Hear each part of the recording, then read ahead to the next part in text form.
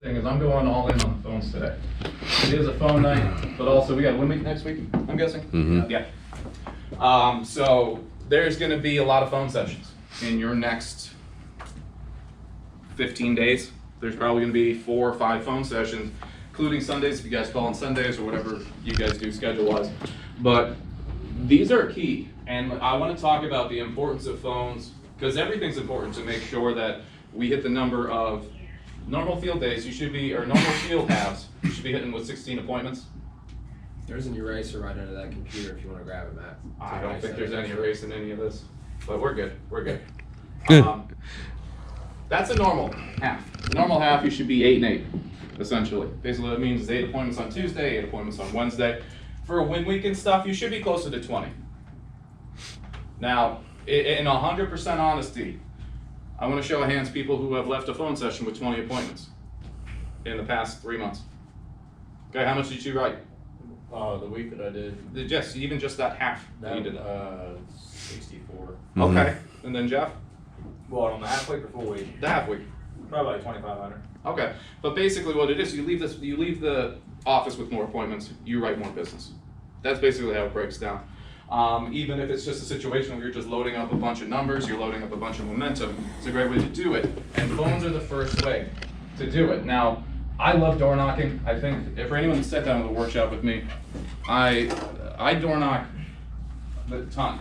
I would say the majority of my appointments, or the majority of my appointments that are set, the majority of my sales that are made are off of door knocks.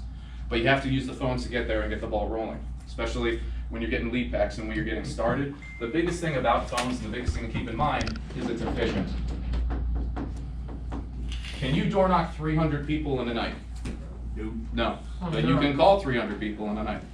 And that's the biggest thing. Doesn't mean everyone's going to pick up, but basically it's efficiency. It's just throwing the numbers out there and seeing who catches on and giving you a reason to be out in the field. When you're out in the field, you door knock. But it's efficient only if you make it efficient. I'm going to talk about those things, how you really, first of all, get the most out of your phone session. Because that's the biggest thing is a lot of times people are like, man, I'm working really hard and this night just seems to be dragging. If the night's dragging, it's probably because you could be working harder. There's a lot of downtime. There's a lot of time you being like, geez, no one's picking up the phone. Where you gotta have that mindset of just going and just calling and calling and calling, and you don't even realize it, and all of a sudden you're just gonna hit that just smack dab. 1 hour's gonna go by where all you did was make 5 phone calls because you set every single one type deal, and all of a sudden your night flies by. Phone nights can drag, but 5 hours is over like that. And so that's the biggest thing, is not to waste that. So efficiency. What do you guys shoot for? Like calls a night? Almost 30. What's that? An hour. Oh, it's an hour. 30 an hour? Yeah. Okay. Honest, 30 should be like a bare minimum. You should be shooting for 40 an hour. You know, the reason being, the only time that you shouldn't hit 40 is if you're setting 2 appointments. If you're setting 2 appointments, each appointment you should take about 5 minutes. Honestly, if you didn't speak to a soul, you should be making 60 phone calls that hour. If you haven't made 60 phone calls in that hour, the only reason that you haven't talked to anyone is yourself, basically. And you gotta take ownership of it. For myself, at the end of a phone night, if I didn't have the schedule that I wanted, I had no one to blame but myself, especially if I didn't have 300 phone calls made. Yep. From like 3 o'clock, 4 o'clock to 9 o'clock. It's calling, it's assholes and elbows. Has anyone ever heard that saying? Yeah. Anyone know what it means? So basically, like people working on the pipeline, a lot of guys we work with, like laborers, millwrights, construction workers, stuff like that, they say when they want someone working, they don't want to see anything but assholes and elbows. Basically just because they're just all bent over working on whatever they're doing. It's got to be like that. You just have that single focus on getting the job done. It's 5 hours, guys. It's 5 hours. It's not physical activity. It's just making sure that you're accountable to it. The biggest thing is if you take that 5 hours seriously, it's going to make the next 2 days a hell of a lot less stressful. If you sit there and dwell on people not picking up the phones, dwell on people not being pleasant on the phones, it's going to make your next 2 days an utter nightmare. I don't want to see you guys hit the field with that. That's a long fucking day, especially out here. Especially where even if your area that you're working might only be 45 minutes, an hour away, you could still be driving 30, 40 minutes between appointments. That is a long fucking day. There should be no reason that people aren't leaving with something of the lines of this every single half. And then for win weeks, add on to it. That's the biggest thing, and that's how it allows you to max out and get the most sits possible. So I want to talk about the mindset with phones and how you should be going at it. But the biggest and first and foremost thing is just to understand and know where you're at. Now, ideally, everyone came in with presets. Sometimes it doesn't happen. But just keep in mind that it's all about momentum too. If, say, last phone session, or say today, you started with no presets, you're right here. It's the worst place to be, but it's okay. Work as hard as a dog, and even if you only leave this phone session with, say, this, if you have a focus on activity, a focus on collecting referrals, enrolling appointments, and rescheduling stuff, what happens is the next half, you come in and you look like this. You're already halfway to where you were before the phone session even started. This is a process. It's like pushing a boulder. Is it really hard to push the boulder when it starts, or once it's already going? Once it's going, it's easier, right? Mm-hmm. That's what this is. It's getting that momentum started. It's getting it going. So don't get down on yourselves if you're brand new, or if you're newer and you don't have booked up schedules yet. Understand that it's a process and you need to respect that process. It's just like going to the gym. No asshole goes into the gym and tries to bench 300 pounds right from the start. He immediately goes to the hospital. You have to work up to it. You have to put in that time. That's what this is. This is like benching 135 and getting your form down and stuff like that, and working onto it and taking that progress and carrying it over to the next time. Understand exactly what it is, but let's also talk about actually setting those people. Because the thing is, guys, in 2019, every time someone picks up the phone is precious. It really is.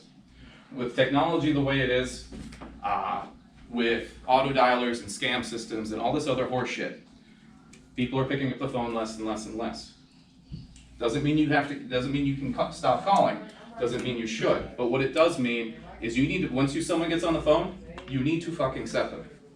And so that's what I'm going to go over, is I want everyone to set between this.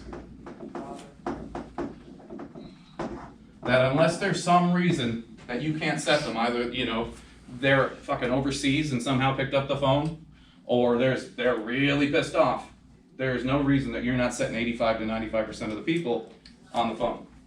But you have to do things the right way. And that's what I want to go over, is I want to break down a phone call, because there's a lot of tips and tricks into it, and there's a fine art to it. So basically the biggest thing is understanding the situation you're in. That the second that phone picks up, you have a certain amount of time. You have a certain amount of time to make them feel a certain way, to make them know who you are, to make them feel comfortable before they hang up the phone. You're on almost like a timer. And so let's talk about the easiest way to get people on their back foot, but also relaxed and trusting you. So let's break down a phone call. I'm going to do it with a union member because it's the easiest. Rich, you're going to be my guinea pig. Perfect. So, first of all, how do we start a phone conversation? Their name. Okay, so, give it to me. Matt. Yeah! So what'd he say? Did he say, hello, is Mr. Obringer there? I know you. Yeah. I'm not a stranger. Yeah, what happens when you say, hello, is Mr. Obringer there, or hello, is Mr. Martin there? You're telemarketing. I don't know this person, you're telegraphing it. But when I say, Rich! Yeah. Has the exact opposite effect. He might not know who you are, but what's going through his mind is, shit, I don't know who this is. He's on his back foot. He feels bad. He could know me. He could, he's like, no, it's a situation I'm where you have supposed a to know buddy you, and I calling you, don't and know you're you. like, fuck, I don't know who this is. He's on his back foot. So that's the first thing, is familiarity. Guys, we are not Morgan Stanley. We are not Edward Jones. We don't deal with the same clientele. We deal with people. We deal familiar. Doesn't mean you should be unprofessional, but it means there should be an informality, a familiarity when you deal with these people. Even if you're younger, especially if you're younger, it shouldn't be Mr. Stevenson. It should be Rob or Robert. Or say Robert the first time, you're like, do you prefer Rob, Bob, what do you want me to call you? Something like that. Be familiar with them, especially when you're young. Okay? So Rich. Yes, sir. Hey Rich, this is Matt with American Income. We handle the benefits for you through the Steelworkers. How you doing tonight, man? I'm doing good. All How right. are you? I'm doing awesome, man. Thank you. So, Rich, the reason for my call is they sent you a letter in the mail, and I've got this 3x5 card that you had filled out and sent in. I just need to verify the information on that card, and I'll have you off the phone real quick. So, Rich, first of all, the benefits they picked up for you, you listed Mary as the beneficiary. Is that right? Mary. Yeah, Mary. Okay, perfect. I'm sure you don't want to change that. Should have you sleeping out in the yard, huh? Yeah, I wouldn't be home. Let's break that down. So, first of all, the familiarity. I said his name, and then what I instantly followed up with? You got a letter. The letter, his name again. So, Rich. Yep. Hey, Rich. 2 of the first 3 words I said to this person is their name. Keep in mind, guys, that a human being's name is their most favorite sound in the world. Throughout the course of the conversation, you should be using their name. You should be comfortable enough and have your phone scripts in front of you that you can comfortably intersperse their name. Basically, you just want to do about every other sentence. And if you notice, I kept using Rich. So Rich, first of all, they have this listed. Okay, Rich, so they have this over and over again. By the time you get to go set an appointment, you should have said their name 15, 20 times. Each and every time that you do, as long as you don't overdo it, it will increase the chances of them setting, it'll increase the amount that they like you. The other thing is, what did I not ask? And this is, I see this happen way too often. I did not ask him if he remembers the card. Especially for kapows, especially things where they're already off-putting. One of the biggest things that you want to avoid is getting people saying no at the start of a conversation. Think it and break it down. If they remember the card and they'd say yes, it doesn't matter that you ask it. If they don't remember that card, you're inviting a no and you're inviting them to worry. Since you don't know which one of those is, why the fuck bother? You know what I mean? You're just opening the avenue for them to get doubt and things like that. The other thing is, the first time he gets to respond to me was to answer and say yes. And if you notice, you do that very quickly at the beginning of a presentation, is you build yeses in some way, shape, or form. It's called a yes ladder. So with a union member, it's real easy. So Rich, first of all, you listed Mary as your beneficiary, is that right? Yes. Okay, and then you guys have your listed as 123 Main Street? Yep, still there. All right, and that's in Huntington? Yeah. All right, and then you list your date of birth as September 5th, 1945? Wow. Yeah. Hey, old guys gotta stick together, right? Yeah. All right, that doesn't change on you, right? No. Okay, I perfect. gotta change my voice now. So, but if you notice, yes, yes, yes, yes. I'm just priming that pump. I'm getting in that mindset of The just other going thing- along with what I say. The other thing that Matt did is that notice how he didn't pause after the beginning. He's not inviting the person to doubt it. You got in front of me. And Sorry. so that's the other thing I wanted to touch on, that if you noticed, I also did not stop talking, except to ask questions. And I also didn't ask questions that I don't know the answer to. Don't ask open-ended questions, but also, if you want control on the phones, the only time that your gob should shut, the only time that you should stop talking is to ask a question. That is control on the phones. A lot of people Whoever is asking questions controls the phone conversation. What's up? I was just gonna say a lot of people pause right there wherever they ask them. And they fucking go. They're like, I gotta verify the benefits. And it verify the Then they'll benefits, stop. and they'll be like, okay, or they'll just stop, like they're asking for permission, and what happens? No, What's this all about? What's this? What's that? I don't remember this. What's going on? Can't And you're you just just mail doing me? all this work. Can't you mail me? I'm not interested. All these things. However, if you say it confidently, Rich. Yeah. Hey, Rich, this is Matt with American Income. We handle the benefits for you, the steel workers. How you doing tonight? I'm doing good. Perfect, man. Well, they sent you a letter in the mail, and I've got this 3x5 card that you filled out and sent in. I just need to verify the information on that card, Rich. I'll have you off the phone real quick. So first of all, the benefits they picked up for you, you have Mary listed as a beneficiary. Is that right? Yes. That is the first time he had a chance to speak. And if they start talking, just keep going. Doesn't sound rude. They're the ones talking over you. Let's be clear here. If you're saying it confidently enough and you're saying it loud enough, they're not going to. If you're practicing, it's not rude if they're the one trying to interrupt you. Get to the point where you're at, and then you can be like, sorry, what was that? And they'll be like, oh, never mind, just yeah, that's it. Sometimes it's just simple as that, is getting to the beneficiary, and they're like, oh yeah, he knows who I put down as my beneficiary, it must be legit. But get through to that. Don't fork over that control. The other thing is don't go calling looking for permission. That's a lot of times where younger guys stop or younger girls stop when they're calling people, is because they feel that they do need their permission to go forward with it. I just need to verify this information. I'll have you off the phone real quick. ... And just waiting for an okay. What's this about? Yeah, exactly. You're just inviting them. Who are you?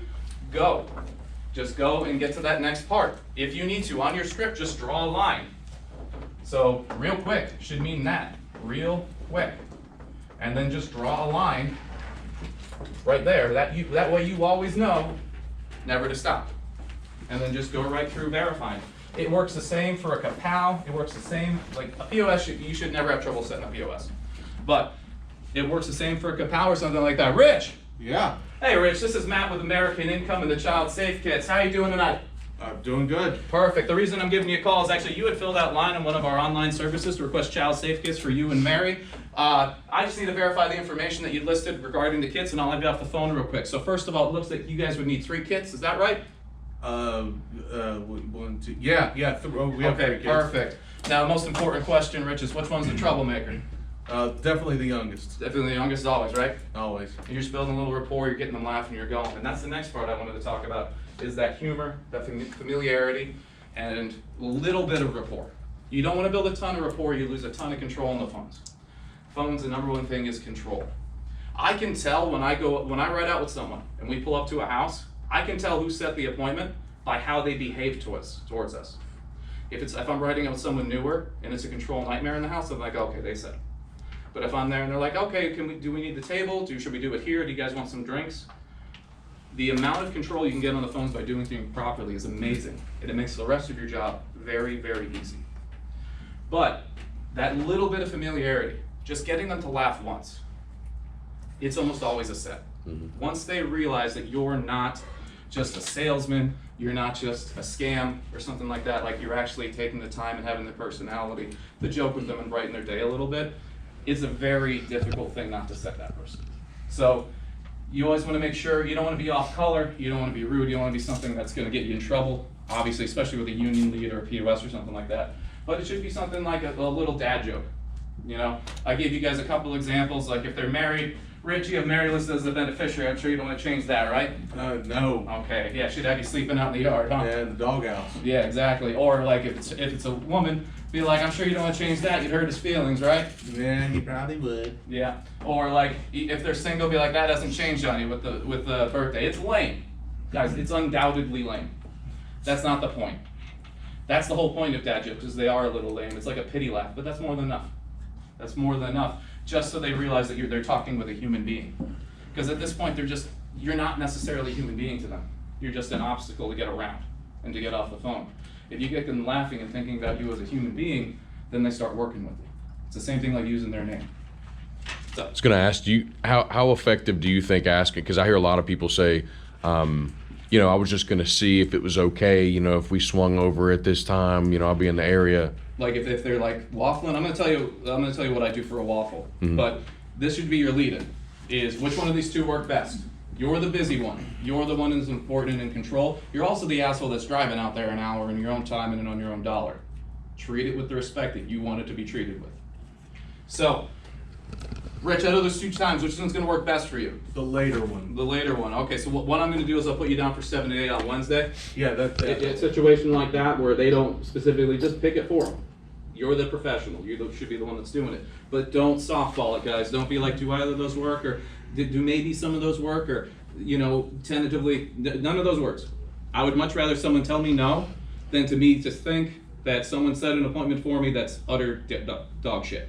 You know, and then I have to drive all there instead of spending 2 hours door knocking, or spending 2 hours calling, or spending a sit that might have been a little bit further of a drive, but they were actually there. Set quality appointments, especially out here with as far as you guys have to drive, and the roads you have to drive on. Okay, perfect. Now, you've set the appointment, or you've got it's the same thing like in a house, where they agree on a price. Is the sale done? No. When's the sale done? after you get the When you check. get that check. Same thing with this. That appointment's not set. That appointment's not set until it's solid. So, perfect. Rich, do me a favor. Grab a pen and paper. I have some important information for you. All right, give me just a second. What did I not do? You didn't ask me I to didn't do it. ask. What did I do? You Told me to get it. I told. Demanding, maybe, but I did it sound arrogant? No. No. It just sounded confident. And that's the biggest thing, is you can be confident in this job, you can be in control without getting in trouble, without being rude, without being a dick. So Rich, do me a favor, grab a pen and paper, I have some important information for you. Got it. Okay, perfect. All right, so first of all, Rich, write down my name, that's Matt. Write down my last name, that's Obringer, that's O-B-R-I-N-G-E-R. And write down that I'll be out there between 7 and 8 on Wednesday. I just kept on telling the whole time. Now, Rich, I'm going to put you in for that time slot, but before I do, you're 100% sure that'll work for you and Mary. Yeah. Guys, this is key. Mm-hmm. This is key. This is asking for the social or the driver's license or shit like that. This is what makes the sale a sale. This is what makes the appointment an appointment. If you skip over this and they're not there, it's your own fucking fault. So, don't be afraid to lose a bullshit appointment. Solidify the good ones. So that's right there. So, now, before I put you down for this time, Rich, you're 100% sure that's going to work for both you and Mary? Yes. Okay, because I'm driving all the way from Hershey. I'd really hate to miss you. And then write down your confirmation number. It's BW465 or whatever the hell you want. You know, it's something else to add to the formality. You'll see them have it written down on a piece of paper. If they weren't writing, by the time you say confirmation number, like, oh shit, this is probably important. And that's basically what you use the confirmation number for. Is a lot of times people are like, yeah, totally write it down. And then you give them a number that they can't remember, and they're like, oh shit, okay. And they'll write the whole thing down. All right, perfect. Now, I've solidified the appointment, but the appointment is still not set. One of the most important things, more so for you guys than anyone, is you have to get directions to the house, every time. I don't care if that person lives in your childhood home that you could find while blind. You have to get directions to that house. The reason being is they need to visualize you as a human being. As of right now, you're still a voice on the phone. Maybe you've got them laughing, maybe you make them feel pretty good, but all in all, you're still just some schmuck they've never met before. They haven't really pictured you in their head. This is where you go for that. Be like, all right, Rich, so I'm going to be coming from Hershey. I'm going to be coming down 79 and 64. Can you give me directions coming down that way? And the other thing for you guys, and I'm sure you guys know, a lot of times you're going to need directions to the place around here. Especially if you're out in the sticks. Having these directions from someone that lives there is a godsend, especially because sometimes, depending on where you're running, you're not going to be able to call them while in the field unless you want to drive 40 minutes. Get directions. So he's going to give me directions. The biggest thing that it's going to do is while he's giving me directions, what does he have to do? Visualize you coming. He has to visualize me. He has to picture me in his head, driving my car, looking for his house. At that point, I become real. I become someone that he's like, and I'm getting him invested in the interaction. I'm making him do work. That's the other thing too, is if you can make them do a little bit extra work, you can make them invested in the interaction, the chances of them forgetting about you decrease drastically. But also, if they picture you, it might be the difference between them completely forgetting or them looking at their watch at 6:05 and being like, oh fuck, I'm late. And like coming from across the street or wherever they were. It might be that little small thing, but it's gonna help your show ratio. It's gonna help a ton. All right, perfect. I'll put that in my GPS. And then the last thing is just to end positively with this phone call, regardless of what it might be. Whomever you're talking about, it's the same thing like in a house. People aren't going to remember too much what you said, but they're going to remember how you made them feel. So the end of the phone call shouldn't be a, all right, well, Rich, I have a great night. I'll see you tomorrow. He's going to hang up the phone, and Mary's going to be like, what was it? Who was that? I don't know. Some guy. Some guy. Be like, all right, Rich, well, you guys have yourselves a great night. Do me a favor, Rich, don't work too hard tomorrow, okay? I'll try not to. All right, perfect. I look forward to seeing you guys then. Now, real quick, I hate to sound like a broken record, but you don't foresee any reason that time wouldn't work for you on Wednesday between 7 and 8? Wednesday, 7 to 8. All Got right, it. perfect, Got it, man. Mary? Perfect, man. Save a beer for me, okay? Oh, yeah, absolutely. All right, have a great night. You too. Who was that? Some union insurance guy. He's coming tomorrow, by the way, honey. Yep. Or Wednesday. It might just be that little thing. And then she's like, hey, wasn't someone coming tonight? And he's like, oh, shit, you're right. Because the thing is guys, people aren't dicks, but they have their own lives. So a lot of times when people forget about you and they stand you up, it's because you didn't give them a reason not to. You know, because everyone's got something going on. And there's been times where you probably forgot about someone. I know I have. So it's like you really got to make yourself stand out, but you also really got to rely on their own psychology. Solidify a couple of times, you know, make sure at the end before I hang up the phone. Now, Rich, I hate to sound like a broken record, but you don't foresee any reason that's not going to work for you guys, right? No, Just a we're little good. thing like that, touching back on it, like it's just underlined, hey, this is important. I'm coming out here. This is important about your union benefits, or this is about the child safe kits and the family protection plan, or this is about the free will kit program, whatever it might be. Really hammer that home and don't be afraid to solidify. Like I said, don't be afraid about losing an appointment that probably wasn't any good to begin with. I don't care how blank your schedule is. It's not gonna get any fuller as the weeks go by driving to places where people aren't there or driving to places where people can't give you the time. Have yourself concerned with quality appointments that are gonna lead to sits. Does that make sense to everyone? So, but what I do wanna talk about is actionable, how to put this into place. Now, have you guys started doing prime time more, like scheduling? I was talking about this with Dylan, like schedule wise. You guys start in the field a lot earlier than most offices do. That's why I'm asking the managers. We're still, I mean, We're still half just and go half, 9-9 really. Okay. Wait. Basically, the biggest thing, guys, is just to maximize your time in the field. And so what I mean by that is regardless of how your schedule works, you guys get started a little bit earlier here than I would, but so this would be how I would set a schedule in Wilkes-Barre, where typically people get home a little bit later from work, and typically I'm in the field later. Typically, as an agent, I didn't hit the field starting till 2. I know you guys hit the field a lot earlier, but I usually got home about midnight, 2:30. So there's a trade-off. But my biggest thing is I'm prioritizing my later appointments. So if I have 8 appointments on a schedule, it doesn't look like this. An 8, a 10, a 12, a 2, a 4, a 6, an 8. That is a long fucking day.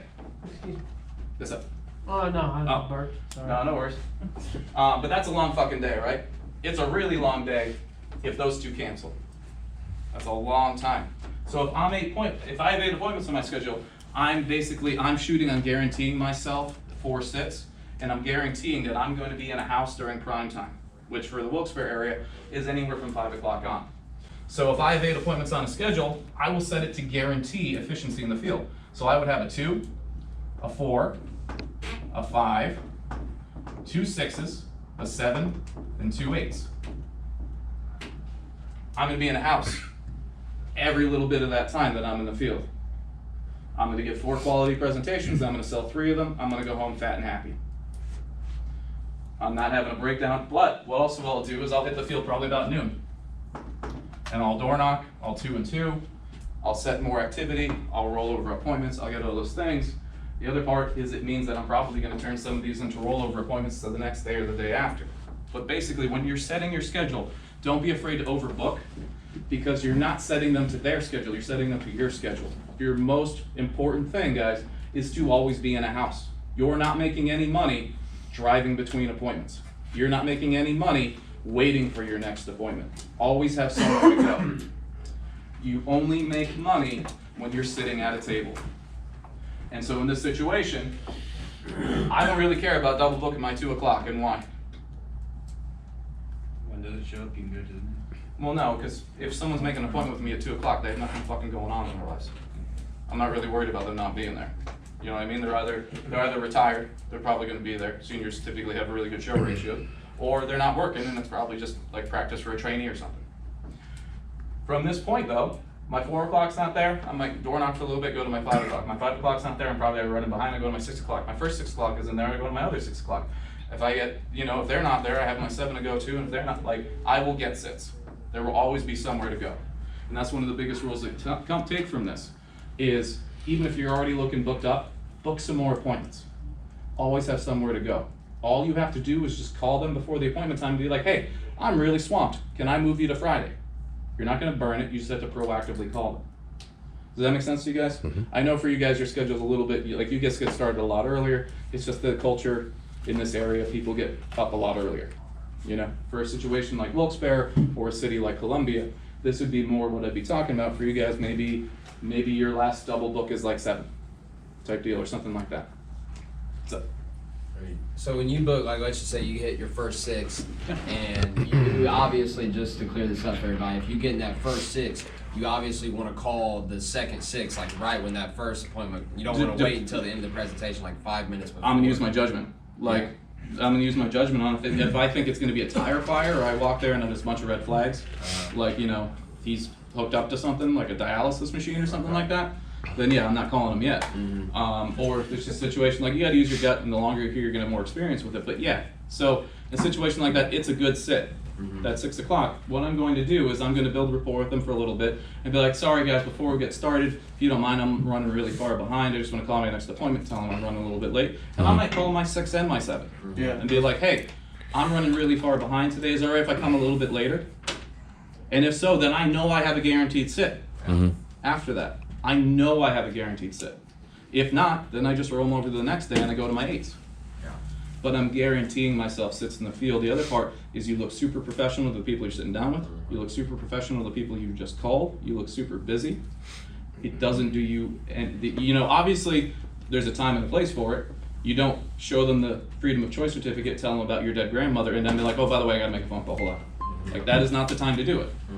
But there's specific times in the presentation, whether it be right at the start or after no cost, where they kind of need a little bit of a breather and they want to go to the bathroom and you want them to get distractions out of the way. Those times work perfect to calling your next appointments and making sure things. Those are perfect. Those are key. Even during a video, maybe. Like while You always want to watch the videos, because if you're not, they're not going they're to. don't be disengaged. Yeah, they're gonna. If you have control in the house, they're gonna follow your lead. And keep this in mind for anyone who's been here a long time. Videos are not time to check your fucking emails, because if you have control in that house, they're gonna take their cues from you. So if you're not paying attention, guess what they're not doing. So, but typically, you know, you play in a couple of videos, just bear with it. You know, I can recite them by heart, and I haven't used them in a long time, and I can still recite them by heart. Just bear with it. But the biggest thing is just make sure there's plenty of time to call those appointments, and if you are booked up like that, don't waste the work you did, because you worked really hard to get a schedule like that. Have it to show for it. But the biggest thing is that's going to guarantee that I'm not wasting time. Yep. I'm not sitting in the Sheets parking lot at 5:15 waiting for my 6, being like, well, it's too late to door knock, and it's like, this is 45 minutes you're not getting paid for.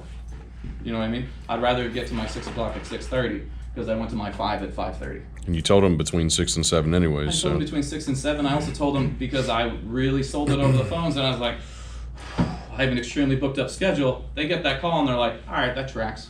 You know what I mean?